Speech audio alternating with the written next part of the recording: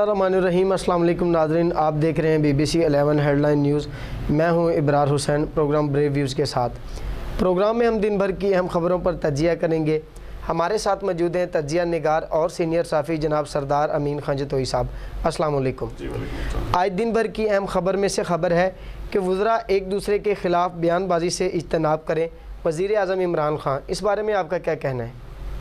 بسم اللہ الرحمن الرحیم۔ ابرار صاحب، اصل میں وزیر اعظم صاحب کو پتہ تو ہے کہ اندر کیا کھچڑی پک رہی ہے جی۔ جیسے میں کل بات کر رہا تھا کہ وزراء جو ہے نا آپس میں، اب دیکھیں اندرونی کہانی بھی ساری اجلاس کی آ گئی ہے، جو کل کابینہ کا اجلاس ہوا تھا جس میں سارے وزیر آلموسٹ ایسا تھا جیسے ایک لڑائی ہونے جا رہی ہے جی بالکل۔ تو ان چیزوں کو دیکھتے ہوئے وزیر اعظم صاحب کی جب یہ بات ہے کہ بھئی اپنی اپنی حدود و قیود میں رہیں، تو یہ ایک اچھی بات ہے کہ سیاسی گفتگو مت کریں، اپنے کام پہ فوکس رکھیں۔ ان کے پاس صرف 6 مہینے ہیں ابرار صاحب، اگر انہوں نے پرفارم کر دیا تو بہت بہتر ہوگا، اگر پرفارم نہ کر سکے تو ان کے گھر جانے کی تیاری شروع ہو جائے گی۔ صحیح خبر ہے کہ کرونا کی بجائے وزراء ایک دوسرے سے لڑ رہے ہیں۔ شہباز شریف، بالکل صحیح بات ہے۔ شہباز شریف کی اس حوالے سے ان کا کنسرن بالکل جائز ہے کہ یہ آپس میں ان کی لڑائیاں نہیں ختم ہو رہی۔ دیکھیں ملک میں اس وقت کرونا جو ہے اس نے کتنی تباہی پھیلی ہوئی ہے بالکل۔ آپ دیکھیں کہ ہر گھر میں ایک بندہ بیمار پڑا ہوا ہے، تو اس حوالے سے سوچنے کی ضرورت ہے، سمجھنے کی ضرورت ہے اور اچھی پالیسیز بنانے کی ضرورت ہے بالکل، نہ کہ وزراء جو ہیں ان کی لڑائیاں جو ہے زبان زد عام ہیں ان کے اوپر بحث جاری ہے۔ سوشل میڈیا اٹھا لیں، آپ میڈیا اٹھا لیں، آپ پرنٹ میڈیا اٹھا لیں، ان کی لڑائیوں سے اخبار، ٹی وی چینلز اور سوشل میڈیا بھرا ہوا ہے صحیح۔ تو یہ کام کہاں پہ کیا کام کر رہے ہیں یہ صحیح بات۔ تو یہ شہباز شریف کا کنسرن بالکل جائز ہے۔ اس حوالے سے ان حکومت کو ہوش کے ناخن لینے چاہیے اور ان کو چاہیے کہ کام پہ فوکس کریں، نہ کہ لڑائیوں پہ۔ صحیح خبر ہے کہ پائلٹ کی توجہ جہاز کی بجائے کرونا وائرس پر تھی۔ وفاقی وزیر غلام سرور خان، جی بالکل، آج انہوں نے اس کے حوالے سے آج جو اسمبلی میں ایک بیان جاری کیا ہے، انہوں نے انیشیل ایک رپورٹ بات کرتے ہوئے اس کے اوپر انہوں نے کہا کہ یہ جو سارا کچھ ہے یہ مکمل طور پہ وہ جو پائلٹس ہیں ان کو ذمہ دار تھے، اور جو کنٹرول ٹاور کا جو مثال کے طور پر جو بتا رہا ہوتا ہے بندہ، اس نے یہ آپس میں ان کا ایک جسے کہتے ہیں کمیونیکیشن گیپ سمجھ لیں جی بالکل، لیکن یہ بہت بڑا بلنڈر ہوا۔ اور دونوں جو پائلٹس تھے، یہ وفاقی وزیر کا کہنا ہے کہ ان کی فیملی چونکہ کرونا وائرس سے افیکٹڈ تھی بالکل، اس وجہ سے ان کے ذہنوں میں صرف کرونا سوار تھا صحیح، تو وہ اپنی جو ہے پوری ڈیوٹی جو ہے صحیح سر انجام نہیں دے سکے جی، اور بدقسمتی سے جو ہے وہ طیارہ حادثے کا شکار ہو گئے۔ 12واں طیارہ حادثہ ہے جب سے پاکستان بنا ہے، جب سے PIA لانچ ہوئی ہے جی بالکل، بہت بڑی جسے کہتے ہیں کہ بہت بڑا لاس تھا صحیح، اور اس کے اوپر جسے کہتے ہیں کوئی بات بندہ کیا کر سکتا ہے۔ دیکھیں ابرار صاحب کہ جب ایک بندے کے گھر میں بیمار لوگ پڑے ہوں گے تو شاید وہ اس کی ڈیوٹی اس کو بھی چاہیے کہ جی بالکل چھٹی دے دینی چاہیے، کیونکہ وہ اپنی توجہ جو ہے صحیح طریقے سے نہیں دے سکتا کام کے اوپر۔ صحیح بات بالکل۔ خبر ہے کہ ترقیاتی کام ترجیحی بنیادوں پر ہوں گے، جائز کاموں میں کسی کو رکاوٹ نہیں ڈالنے دوں گا، وزیر اعلیٰ عثمان بزدار۔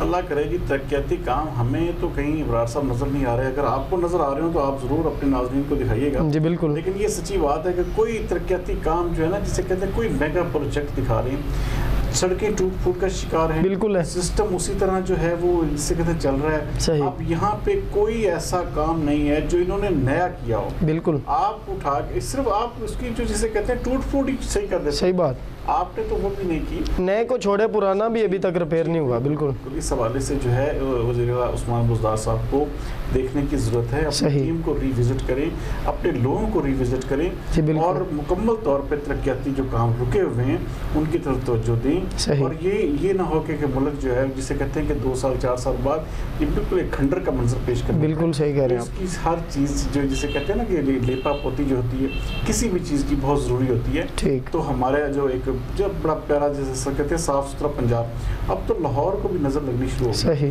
اس حوالے سے کام کرنے کی ضرورت ہے۔ دیکھیں اب کیا کرتے ہیں عثمان بزدار صاحب جی بالکل۔